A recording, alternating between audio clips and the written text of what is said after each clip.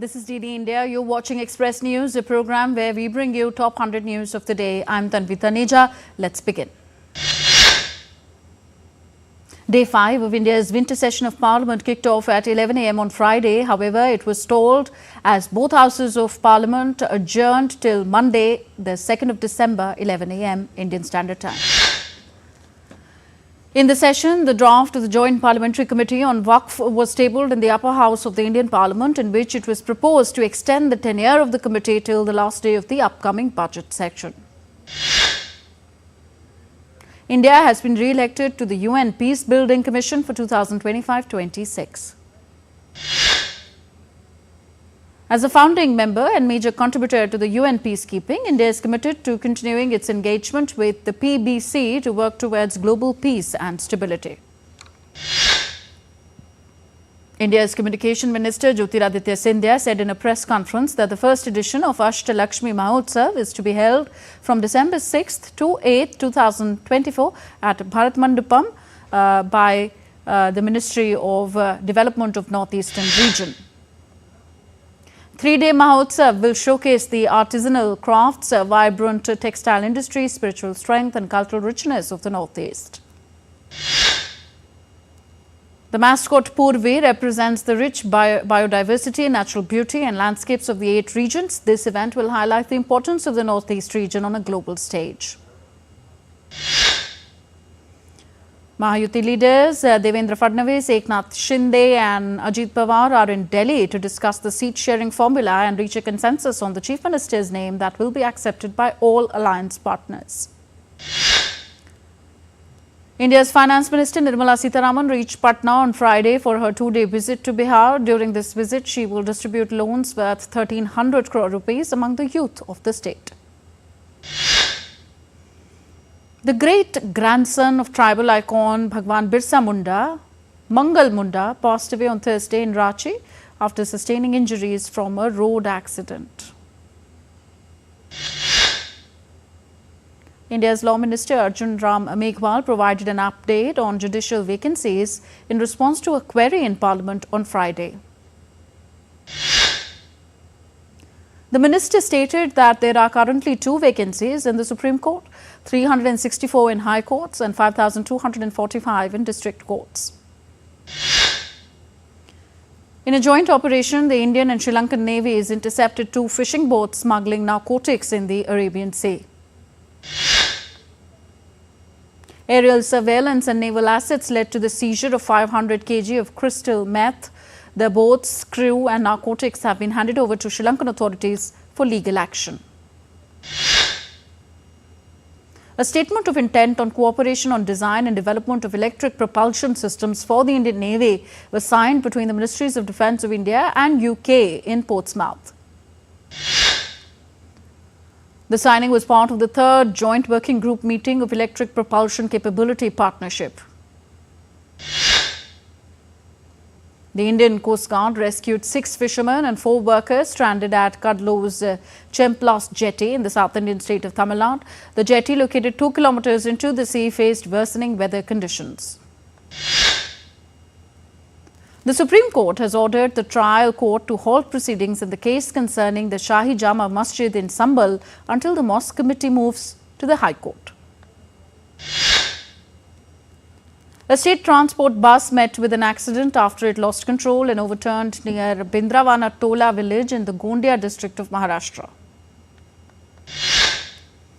So far, 7 people have died, around 30 people are injured and the injured have been shifted to Gondia District Hospital.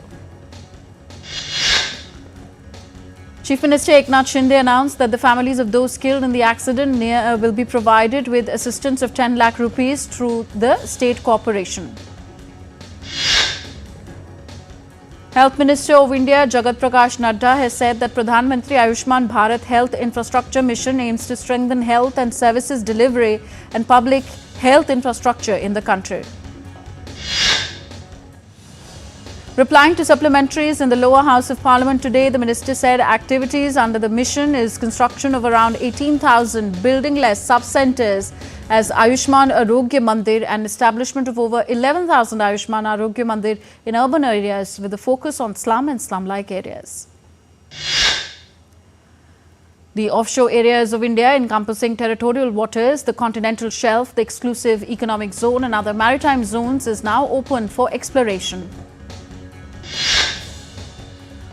Minister for Coal and Mines G. Kishan Reddy launched India's first ever tranche of 13 mineral blocks for auction in offshore areas. And at close, the Sensex at the Bombay Stock Exchange surged 759 points to settle at 79,803. Nifty 50 climbed 217 points to close at 24,131. At the Forex market, the Indian rupee fell 2 paise to close at 84 rupees 49 paise against the US dollar. At the multi-commodity exchange, gold futures maturing on December 5th were priced at 76,342 rupees per 10 grams. Silver futures for December 5th maturity stood at 89,057 per kilo on the MCX.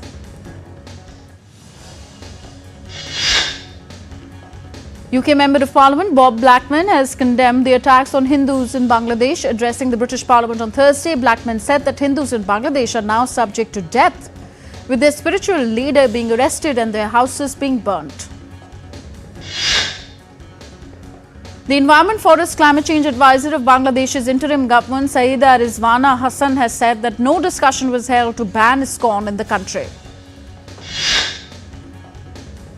ISKCON, Bangladesh's General Secretary, said Chinmoy Krishnadas does not belong to them as he was expelled by the organization and that the organization will not shoulder any responsibility over his statements and speech. In a written reply in the lower house of Indian Parliament, External Affairs Minister S. Jaishankar said that the government has taken serious note of incidents of violence against Hindus in Bangladesh and shared its concern with the government of Bangladesh.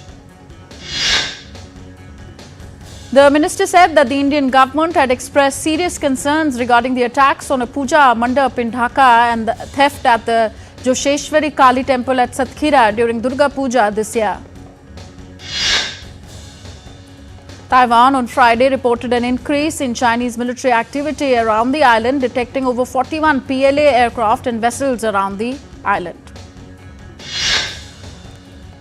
In response, Taiwan has stepped up security along its maritime borders. Taiwan's armed forces conducted a comprehensive air defense drill on Thursday as China reportedly prepares for its third large-scale military exercise near Taiwan.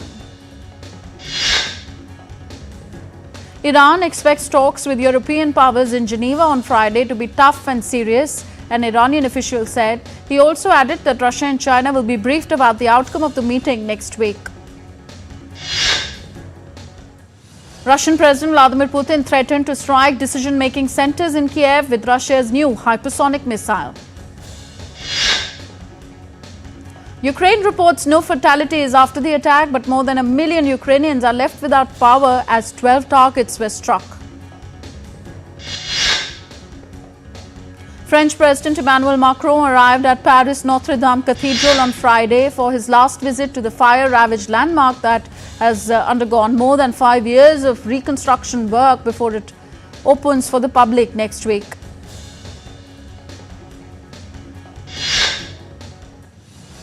Elon Musk, Donald Trump, Barron Trump and Melania Trump attended the Thanksgiving dinner at Mar-a-Lago in Florida.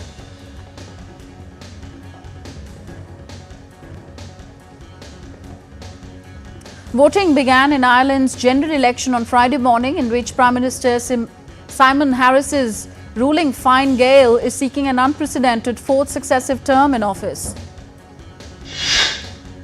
Irish Prime Minister Simon Harris on Friday voted in the country's general election. Russian Defense Minister Andrei Belousov arrived in North Korea on Friday. He is on an official visit to Pyongyang, where he will hold talks with military and military political officials. Police clashed with protesters in the Georgian capital of Tbilisi early on Friday after the country's ruling party said that the government would suspend talks on European Union accession and refuse budgetary grants until 2028.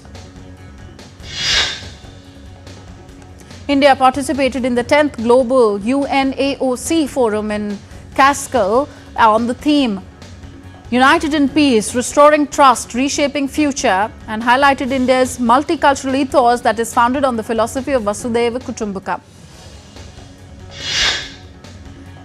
A new cafe of the American coffee house chain Starbucks opened at the heavily militarized North Korea border. It is situated at the observatory near the South Korean city of Gimpo. Human activities are causing world temperatures to rise, posing serious threats to people and nature. But experts say urgent action on various fronts can still limit the worst effects of climate change. Around 15 people have died and at least 100 are missing after a landslide triggered by heavy rains buried dozens of homes across several villages in eastern Uganda on Thursday. And we are heading for a short break here in Express News. The rest of the news follow on the other side. Don't go anywhere.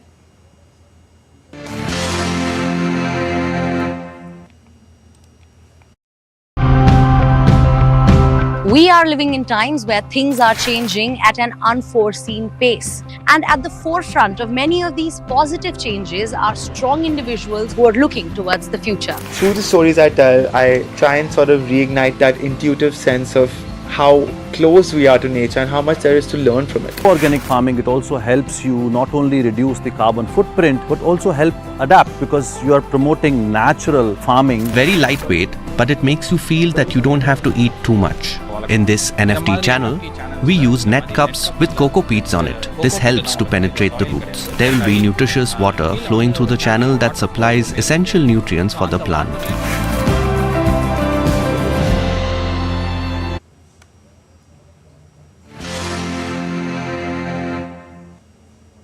Welcome back. I'm Tanvita Neja and you're watching Express News. North Korea's Pyongyang and its surrounding regions saw first snow of the year on Thursday, with some areas experiencing heavier than usual snowfall. As South Korea witnessed record snowfall, dozens of flights were cancelled, ferry operations suspended in Seoul, at least 5 people reported dead in the cold snap. A month after deadly floods devastated Spain's Valencia region, one of its worst-hit suburbs, Paiporta is slowly recovering from the disaster, with residents looking to put bad memories behind them. Army personnel and volunteers from across Spain were hard at work in the town on Thursday as residents looked on. The Department of Fire and Emergency Services have issued warning to Western Australian residents in several coastal towns north of Perth to shelter in their homes, insisting it's too late to leave as bushland is expected to continue to burn into the weekend.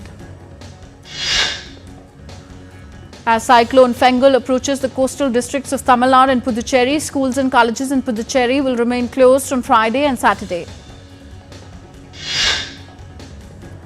According to the India Meteorological Department, the cyclone is likely to strengthen in the next 48 hours, bringing heavy rain, strong winds and potential flooding to Tamil Nadu's coastal areas. Authorities in India's Tamil Nadu have urged people in low-lying and coastal regions to stay alert and follow safety measures as the cyclone approaches. The air quality in the national capital remained in the very poor category as the AQI was recorded at 332 as per the Central Pollution Control Board on Friday. Thousands of New Yorkers braved persistent rain to watch the Macy's Thanksgiving Day Parade on Thursday, with beloved floats like Spider-Man and SpongeBob sailing down the parade route. The 98th annual parade, televised nationwide as part of the tradition of America's Thanksgiving holiday, a spectacle of giant balloons of cartoon characters, marching bands and popular music acts performing live. Gingerbread City returned to London for its annual run with the theme of Recycle City on Thursday. The Recycled City is made out of gingerbread, icing and sweets, and this year's edition was all about reusing existing buildings. An exhibition in Helsinki exhibits murals painted by Finnish writer and artist Tove Jansson, long before she became famous for her Moomin creations, with paintings originally made for public buildings. The exhibition Tav Jansson Paradise at the Helsinki Art Museum showcases Jansson's commissioned works for public spaces from the 1940s and into the 1950s. Two gamers from opposite sides of the world who have been friends for over a decade met for the first time in person in London on Wednesday. Greek artist Danis Kosmatas continues his family tradition of making replicas of the ancient Greek musical instruments based on images found on frescoes and vases dating back centuries. The instruments are bought by professional musicians, composers, academics and collectors and have been used in films including the recent remake of the Hollywood classic Ben-Hur. Hoan Kim district will host various cultural and artistic events this Saturday evening to celebrate the 20th anniversary of Hanoi's Old Quarter being recognized as a national heritage site. Several visitors can enjoy art performances, exhibitions and traditional craft demonstrations around Hoan Kim Lake. Tivoli Gardens, a popular amusement park in the heart of the Danish capital of Copenhagen, has transformed into a festive Nordic-inspired winter wonderland to celebrate its 20th Christmas anniversary with thousands of twinkling lights. With 30 rides, enchanting light installations, a Nordic village and its signature Christmas market, the park attracts visitors of all ages wishing to experience the ambience.